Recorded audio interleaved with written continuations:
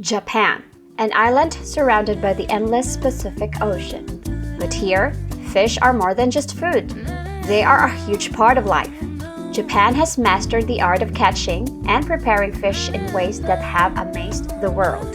In this video, we're taking you inside Japan's obsession with fresh fish, from sushi and sashimi to the hobby of fishing itself. Every time we visit a sushi restaurant, it's always been satisfying. From sushi that tastes like it was just caught, to grilled fish that melts in your mouth, every meal was a celebration of Japan's connection to the sea. And there's more. We had the chance to check out a Japanese fishing show. We saw fresh tuna being caught and expertly sliced by a pro. It really showed us how much technique and respect goes into preparing fish in Japan. First, let's take a look at why fish are such a big deal in Japan and what makes the country's bond with the ocean so special. Fish as a Japanese icon. If you're thinking fish is just something you eat when you're hungry, you're missing out on how fish is deeply connected into Japan's DNA. According to research, the amount of fish consumption, Japan used to be at the top of the G20 countries. It's not hard to imagine as Japan is an island nation surrounded by ocean. Fishes were the main sources of protein before, basically lifeline.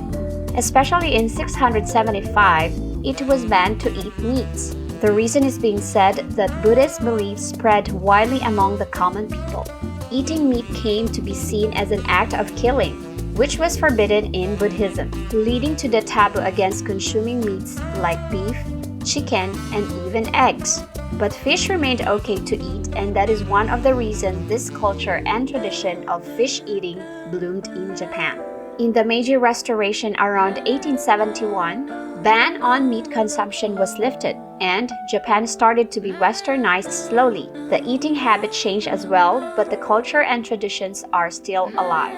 Whether it's grilled, boiled, or raw, fish plays a central role in the diet. But it's more than just nourishment. Sometimes it's a spiritual thing. From Shinto traditions, where fish are seen as offerings from the gods, to festivals honoring the sea, fish is tied to the very soul of Japan. For example, the koi fish, with its symbolism of perseverance and good fortune, shows just how sacred the connection is. The ultimate fish experience, freshness and craftsmanship. If you want to experience the true essence of Japanese cuisine, fish is a must. From sushi to sashimi, fish isn't just food in Japan, it's an art.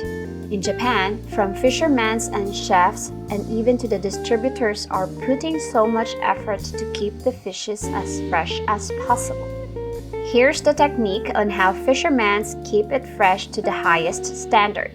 The three main basic rules are: do not let the fish struggle for too long before you kill it. Drain the blood to avoid odor and spoilage. Manage the temperature appropriately when bringing it home. And here are the three common methods used to preserve the freshness of fish: ice killing, live killing, and nerve killing. Ice tightening, ice jime, is the simplest method of killing fish.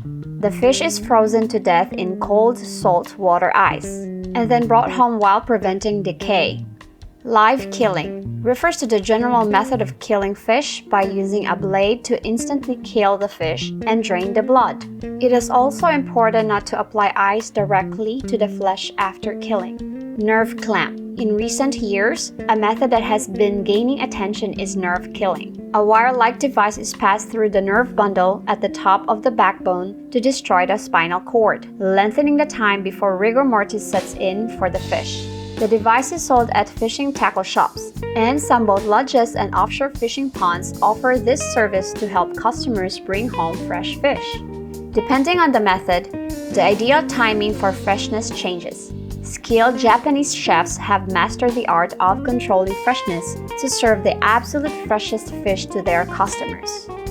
Why did the Japanese start eating fresh fish? Unlike other countries, there are many reasons people suggest, like the presence of shoyu and wasabi, which pair perfectly with fresh fish, or the high quality of sword making that made it possible, or even the clear waters of rivers. Whatever the original reason, one thing is certain: this culture has endured.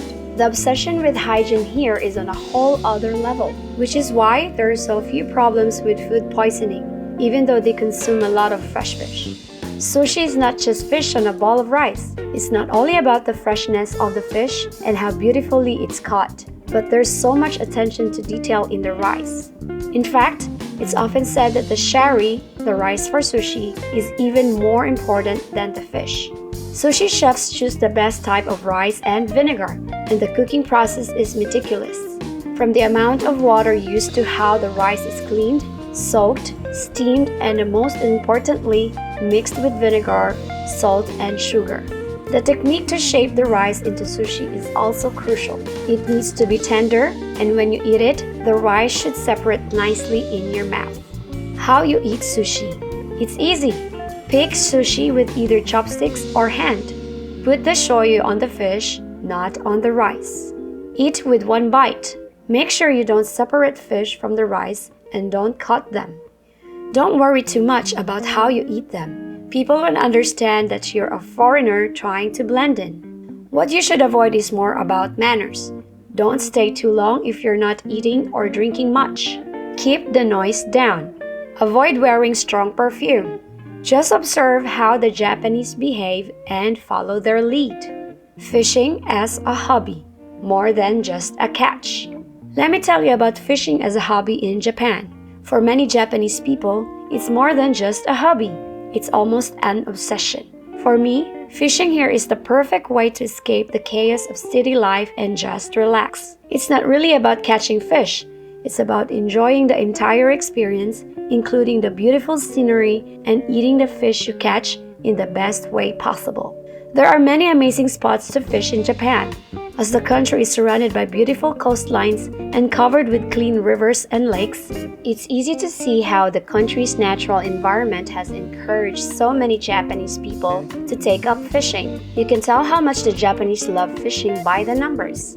Two of the biggest fishing brands, Daiwa and Shimano, are from Japan. Additionally, more than 5 million people do fishing as a hobby, which is about 5% of the population. So it's like if you're in a classroom, at least a few of your classmates are fishing addicts. With so many great fishing spots and the love of fresh fish, it's no wonder that fishing is so popular here. It's a perfect way to enjoy a weekend in Japan. And speaking of fishing, here's our experience at the fishing show. We came here very early and we lined up right away. We entered in door 4 and a tag will be given and some leaflets. When you enter, you can buy a ticket for a lottery where you can get special prizes like fishing rods, reels, and even TV. And by the way, I didn't win anything, just a saran wrap. Different stores have gathered in this area. We saw discounts as high as 48%. They offer great discounts with lures, lucky bags, rods, and reels that are almost too good to be true. Kids and family are welcome here where you can even join seminars. And we got lucky. We saw a fresh tuna get caught straight from the ocean. But here's the real kicker. This fish was just caught a day before this event. That means that this has never been frozen, so it was in the highest peak of freshness. Generally, tuna are frozen before it arrives inland due to massive fishing. Amazing it is. The chef started slicing that tuna like a boss. Every cut was on point, smooth, deliberate, and with mad respect for the fish. Watching giant tuna turn into delicate sashimi in front of our eyes, it was mind-blowing. It hit home just how much care goes into Japanese fish cuisine. It's not just food, it's a craft, a tradition, and a serious respect for the ocean. We saw firsthand that every dish is built on years of skills, and we realized this is way more than just eating. It's about honoring the life that brought the fish to the table. We also had a chance to see one of our favorite YouTuber, the master of squid fishing. He's very enthusiastic and good with squid fishing. He always explained the best season for squid fishing and the behavior of squid and how to handle it. This time, he explained the right color of the lure based on the color of the water and sun. We were so amazed and we were happy as we were his fans. This is one of the actual video of squid chasing the lure. And this is the result of being fan of him. And that's it. What I've shared with you today is just how special fish is to the Japanese people. If you're visiting Japan, make sure to try fresh sushi or sashimi, as it's at the highest level here. And not only eating, but also catching fish to truly experience the unique connection the Japanese people have with them. The ultimate experience you can have here is tasting sushi or sashimi at its peak freshness, an experience you won't find anywhere else in the world. Alright, that's it for today's adventure.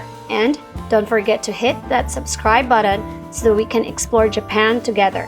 Until next time, stay curious and travel smart!